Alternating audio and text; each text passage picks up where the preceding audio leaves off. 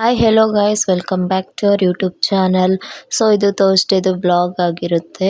Thursday Friday Saturday Sunday Monday ಎಲ್ಲ video post ಮಾಡೋಕ್ಕಾಗಿಲ್ಲ, ಏನಕ್ಕಂದರೆ ಸ್ವಲ್ಪ ಬ್ಯುಸಿ ಇದೆ. ಥರ್ಸ್ಡೇ ಎಲ್ಲ ರೆಡಿ ಮಾಡೋಕ್ಕೆ ಸರ್ ಆಗ್ಬಿಡ್ತು. ಮತ್ತು ಫ್ರೈಡೇ ವರಮಹಾಲಕ್ಷ್ಮಿನ ಕೂಡಿಸಿದ್ವಿ, ಪೂಜೆ ಮಾಡೋದ್ರಲ್ಲಿ ಬ್ಯುಸಿ ಆಗಿಬಿಟ್ವಿ. ಮತ್ತು ನೆಕ್ಸ್ಟ್ ಡೇ ಸ್ಯಾಟರ್ಡೇ ನಾವು ಸತ್ಯನಾರಾಯಣ ಪೂಜೆ ಮಾಡಿಸಿದ್ವಿ. ಸೊ ಅದಕ್ಕೆ ಅದರಲ್ಲೇ ಎಲ್ಲ ಟೈಮ್ ಎಲ್ಲ ಸರ್ ಆಗಿಬಿಡ್ತು. ನಾವು ಆಲ್ರೆಡಿ ಪೂಜೆ ಸಾಮಾನು ಮತ್ತು ಡೆಕೋರೇಟಿವ್ ಐಟಮ್ಸ್ ಎಲ್ಲ ತೊಗೊಂಬಂದಿದ್ವಿ. ಹೂವು ಹಣ್ಣು ಬ್ಯಾಲೆನ್ಸ್ ಇಟ್ಟಿದ್ವಿ. ಸೊ ಅದಕ್ಕೆ ತರೋದಕ್ಕೆ ನಾವು ಬಳ್ಳಾರಿಗೆ ಬಂದಿದ್ವಿ. ಆಮೇಲೆ ಸ್ಯಾರಿ ನಾನು ಬ್ಲೂ ಕಲರ್ ತೊಗೊಂಡಿದ್ದೆ, ಅದು ಉಡಿಸ್ಬಾರ್ದು ಅಂದರು. ಸೊ ಅದಕ್ಕೆ ಡ್ರೆಸ್ ಸರ್ಕಲ್ಲಿಗೆ ಬಂದು ಬೇರೆ ಸ್ಯಾರಿ ತೊಗೊಳಕ್ಕೆ ಬಂದ್ವಿ.